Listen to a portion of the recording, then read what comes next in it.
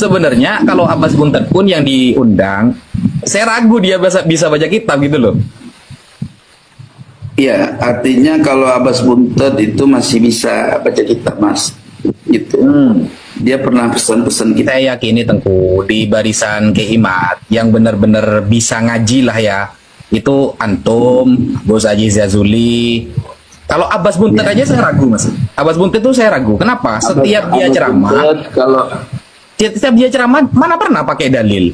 Mana pernah pakai apa ya? Mengeluarkan bahasa Arab lah ya dalam kitab fikih begini, tidak pernah. Jadi kan kita tahu statement orang itu, keilmuan seseorang kan dari cara ceramahnya kan sudah tahu lah gitu. Jadi sebenarnya kalau Abbas Buntet pun yang diundang, saya ragu dia bisa baca kitab gitu loh. Iya, artinya kalau Abbas Buntet itu masih bisa baca kitab, Mas. Gitu. Dia pernah pesan-pesan kitab untuk kajian nasab sama saya, pernah. Kalau Abbas Buntet saya masih yakin. Ya namanya ceramah. Kalau kita mau cross check banyak juga Habib ceramah nggak pernah pakai bawa kitab. Oh berarti Abbas Buntet bisa berarti ya? Saya yakin kalau Abbas Buntet bisa. Kalau Fuad sama sekali kayaknya ya. Kalau Fuad saya belum yakin. Kalau Oma Irama kayaknya. Kalau Oma Irama kalau Roma Irama saya yakin bisa karena memang alumni Ponpes dia. Bukan, karena sudah jadi waliullah. Loh kok jadi waliullah? Waliullah mah semua ke waliullah, ente ke waliullah. Ya kan kata Ki Imad beliau sudah waliullah, jadi kayaknya sudah keren itu. Nggak tahu kan. Ya, kayak Zulfikar, mungkin saya. Masalah waliullah mah ribet, kita nggak bisa kenal waliullah lah. Ribet, mending kenal Tuhan daripada kenal waliullah. Ya. Karena gini nih, ini masalahnya kepada undangan nih Gus. Kayaknya undangan di Robito itu mesti diulang lah. Dibikin schedule baru biar jadi betul-betul diskusi ini biar benar-benar terlaksana loh. Artinya kita harus bikin satu sistem undangan yang sifatnya mengikat dan Kiai Imad nggak mungkin menolak gitu loh. Itu. Iya, yang saya khawatir seperti itu Tengku. Saya takutnya Kiai Imad gak datang lagi ngirim utusan. Enggak, kalau udah kita bikin secara mengikat yang benar-benar dua belah pihak kita libatkan. Kalau nggak mau hadir itu udah semua orang udah yakin offside gitu loh. Caranya kan kita begini loh. Kalau saran saya kalau bisa dipertimbangkan. Ya gimana? Caranya pertama Robito ya kan mengajak agar Kiai Imad membentuk tim panitia diskusi akbar. Itu dari dia. Nanti berapa orang misalkan 10 oke. Atau 5 atau berapa terserah. Nah, nanti tim diskusinya Kiai Imad digabung dengan tim diskusinya Robito untuk membahas schedule diskusi, tempat dan musyawarah lah. Musyawarah dibikin tidak ada kecurigaan apapun gitu loh. Paham maksudnya? Paham. Nah, nanti kedua belah tim ini kumpul untuk musyawarah tempat, hari, tanggal untuk fitnya, terus siapa aja yang diundang, apa melibatkan ulama ahli nasab internasional atau tidak. Kalau tidak ya kita sampaikan tidak, hanya diskusi terus komitmennya kayak mana, surat pernyataannya ada, bentuk surat pernyataannya kayak mana di kedua belah pihak, kan gitu. Nah, supaya resmi dan Robitoh juga di situ kan ada panitia nanti ada mengetahui daripada Robitoh siapa ketua Robitoh gitu, walaupun ketua Robitohnya misalkan siapa tuh Taufik Segap, Ustadz Taufik Segap nggak hadir nggak masalah, yang penting mengetahui lah gitu kan. Nah, terus ada tembusan mengundang staf MUI dan PBNU misalkan. Itu kayaknya saya yakin mau itu gitu. Dan saya siap menjadi jembatan walaupun saya nggak dianggap, misalkan nggak masalah bagi saya. Jangan gitulah. Sedih banget dengernya. Bukan sedih, artinya kalau nggak ada sedih-sedihnya gitu kan. Ini masalah diskusi kebenaran. Ngapain sih kalau mereka nggak melibatkan saya, kan nggak masalah.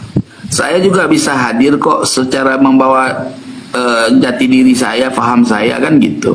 Ya. Saya juga diundang nggak apa-apa secara pribadi dari Robito untuk melengkapi kan. Nah, seandainya itu terjadi, Gus Wafi, saya yakin nggak ada alasan Kiai Iman untuk menolak, gitu. Kalau ternyata tetap nolak gimana?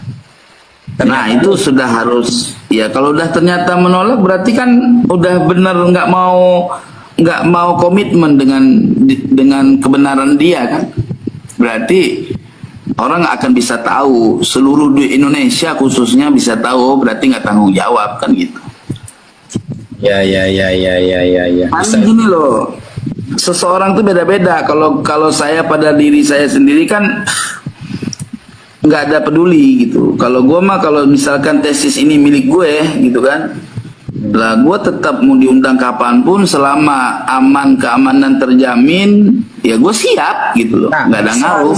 Seharusnya kan seperti itu, Tengku. Maksudnya begini loh.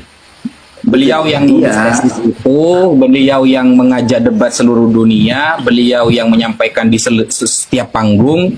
Maksudnya begini, apa sih susahnya diskusi? Apa sih kata saya? Jadi apa ya? Timbangan lain. Iya, kok kayaknya malu banget gitu loh. Takut kalah. Kayaknya kan seperti itu kesannya kan.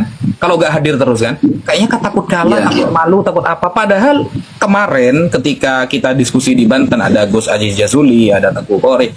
Selesai kita biasa makan bareng gitu loh. Yang dipermasalahkan apa kata saya? Yang diberatkan itu apa? Ya. Kalau dulu sih lebih kekhawatiran Kiai Imad lebih beralasan karena waktu itu kan masih sedikit pendukungnya, ya kan. Nah, kalau sekarang kan sudah banyak, maka kita coba untuk yang lebih akurat lagi pengadaan diskusi di Robito. Ya, gue yakin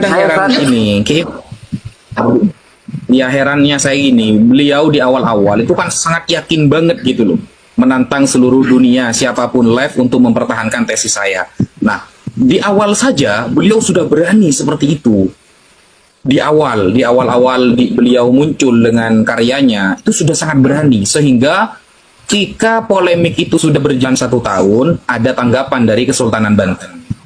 Nah, di dekat rumah beliau kan acaranya itu, bayangkan yang dihadirkan malah antum sama Gus Aziz Jazuli yang seharusnya dia menjadi objek pertama pada acara itu, ternyata gak datang. Dan beliau mewakilkannya waktu itu kan bukan wakil mutlak kan. Andaikan wakil mutlak sudah selesai kan. Andaikan semuanya gini, Tengku Kori dengan Gus Aziz juga nggak wakil lah. Sampai juga kan itu kita anggaplah kemarin itu kita cuma menjawab tantangan ke Imad mau ngajak diskusi siapapun, difasilitasi oleh Kesultanan Banten. Kita bukan sedang mewakili siapa-siapa. Anggaplah kita diskusi, Tengku Kori ada di bagian ke Imad, tapi ya dalam surat beliau yang disampaikan oleh panitia, jadi jenengan hadir atas nama perwakilan. Yang namanya perwakilan, kata saya itu akan menjadi jalan terakhir. Ketika Tengku Kori dan Gus Aziz Jazuli selesai, maka Ki Imad selesai. Ternyata gak selesai-selesai. Itu baru diadakan 1 tahun setelah polemik terjadi. Bayangkan. Itu Ki Imad gak datang. Nah, sekarang anggaplah ini sudah jalan 2 tahun nih. Sudah jalan 2 tahun. Langsung Robitoh yang menalangi, yang memfasilitasi dan sebagainya. Langsung Robitoh, undangan sudah dikirimkan ke rumah langsung ke Imad, yang menemui adalah santrinya, dan santri beliau sudah siap menyampaikan surat itu. Nah, setelah semuanya, karena yang anggaplah yang dituduh ini adalah nasab Robitoh Alawiyah, dan Robitoh menjawab atas tantangan tersebut, oke, ditaruhlah di tempat kantor Robitoh Alawiyah. Dan Kiai Imad menjawab masih, jangan di Robito, di UIN Wali Songo. Kata saya biar adil, sama-sama datang di Robito. Beliau yang datang, di UIN kita yang datang juga. Kan selesai sebenarnya. Tapi kalau dibikin ribet lagi bisa sebenarnya Tengku. Mau dibikin ribet lagi, mau mengadakan dengan PBNU, kemudian narkoba internasional, tapi ini kan yang dikatakan batal nasabnya adalah Robito Alawiyah dan kantornya ada. Kantornya terbuka, mau mengecek ke sana bisa kapan saja. Seharusnya secara akhlak Tengku, secara akhlak ya. Kalau ada orang menyaksikan nasab Robito Alawiyah, dia datang dulu ke kantornya.